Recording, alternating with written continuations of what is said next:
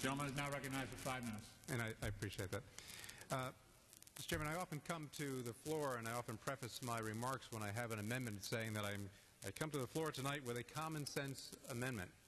And quite candidly, I think that is more than apropos when I speak about what I'm about to speak about tonight. My amendment simply does this.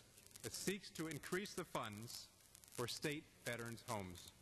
And it does so in the amount of $18 million. And where does it get the money from? Well, it does so by reducing the administrative expenses by a mere less than 1%. And that's a critical number, less than 1%. We believe that within that over billion-dollar line, that there is more than enough aptitude for going in and finding out less than 1% additional funds that we could take it out and put it to a worthy cause, such as our state veterans' homes. Today, there is 126 state extended care facilities. They're extended across all 50 states and Puerto Rico as well. And these veterans' homes care for nearly 30,000 of our nation's heroes. You know, the number of veterans requiring care will continue to increase as service members return from Iraq and Afghanistan. Currently, there is a backlog, a huge, extensive backlog of projects waiting for funds. Now, many of these projects on this waiting list are critical for providing veterans with a healthy and secure environment.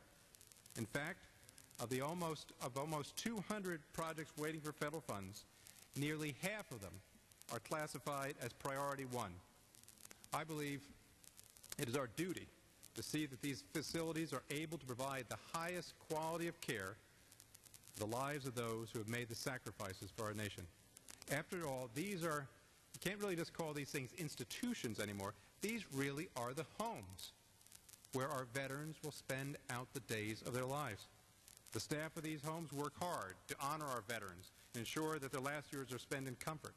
And I've had the pleasure now of working with folks back at the Paramus Veteran Home in my district in Bergen County, New Jersey, and I've frequently visited with them and their relatives. They would come and visit, and local veterans organizations around the area also come in and they work with them.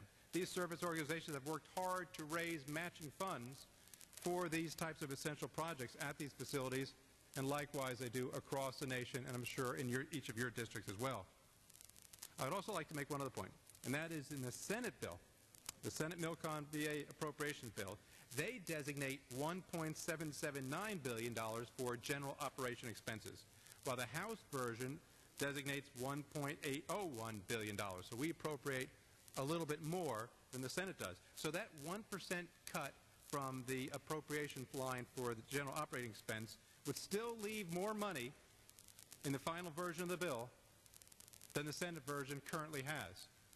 And we know we have different numbers here, so that when it gets to conference, those numbers have to come into equilibrium of some sense. We're up here, the Senate is over here.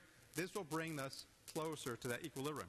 In addition, our colleagues over in the Senate Appropriations Committee have approved $250 million for the state veterans' homes, while the House budget only puts in $165 million.